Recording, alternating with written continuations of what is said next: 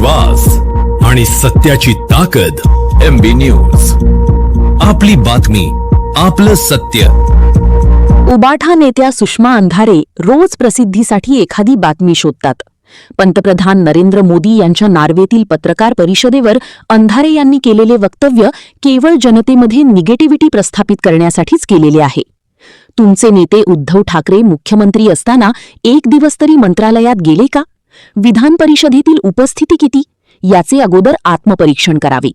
नार्वेमध्ये पंतप्रधान जॉनस यांची भेट होती, तिथे पत्रकार परिषद नव्हतीच हे अगोदर तुम्ही लक्षात घ्या. परदेश दौऱ्यात पत्रकार परिषदा भारतीय दूतावास घेत असतात आणि नंतर घेतली महिला पत्रकार लिंगे यांच्या प्रश्नाचे उत्तर देऊन समाधानही केलं. तुम्हाला पक्षनेतृत्वाने आमदार केलेलं नसल्याने तुमचा त्रागा मी समजून शकतो, पण भारतीय लोकशाहीची टिंगळ करणे तुम्हा विरोधी पक्षाचा आता कामच झालेला आहे. आणि हो, पंतप्रधानाची गळाभेट घेतल्यानंतर तुम्हाला वाईट वाटणं साहजिकच, कारण भारतीय संस्कृती, शिष्टाचार या गोष्टी तुम्ही, तुमचा पक्ष कधीच पाळत नसल्याने स्वभावाचे सद्गुण लक्षात कधीच येणार नाही. या शब्दात भाजपाचे प्रदेश प्रवक्ते राम कुलकर्णी यांनी सुषमा अंधारे यांचा समाचार घेतला. कसं आहे, सुषमाताई अंधारे उबाटाच्या नेता प्रसिद्धीसाठी रोज एक बातमी शोधत असतात. थेट देशाच्या पंतप्रधानावरच बोललं की आपल्याला प्रसिद्धी मिळते, हा राजकीय हिशोब त्यांना आता चांगला कळाला.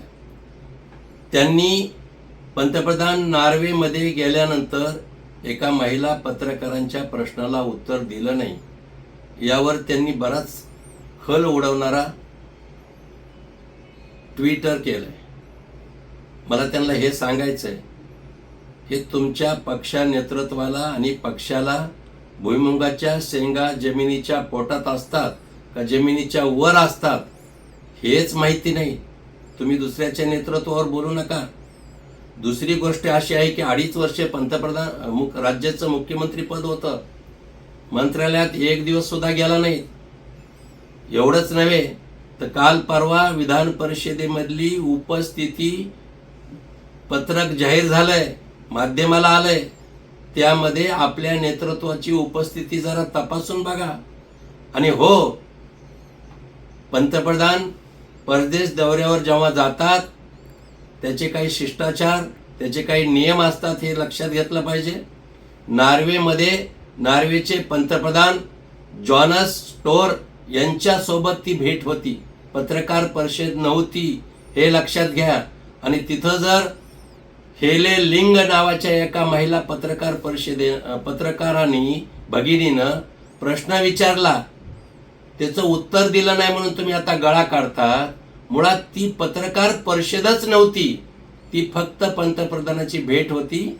त्यांनी ती भेट घेतली आणि गळा भेट घेणं, आलिंगन देणं हा तर भारतीय संस्कृतीचा अलंकार आहे, जो तुम्हाला अजिबातच माहीत नाही. आणि म्हणून तुम्ही ज्या प्रकारचा नरेटिव्ह या एकूण प्रश्नावरून करू लागलात, अगोदर आपलं बघावं. आपल्याला आमदार केलं नाही हे मी समजू शकतो की उबाटानं तुम्हाला परवा आमदार केलं नाही, त्याचा राग आहे आणि त्या रागाच्या पोटी तुम्ही निश्चित रागा करू लागलात. पण अजून एक सांगतो, दुसऱ्याच दिवशी, त्याच दिवशी परराष्ट्र मंत्रालयाच्या वतीनं तिथं पत्रकार परिषद झाली. त्या महिलांनी जे प्रश्न विचारले ते परराष्ट्र सचिवानं त्या पत्रकार परिषदेमध्ये त्याचं उत्तर दिलं, त्यांचं समाधान झालं.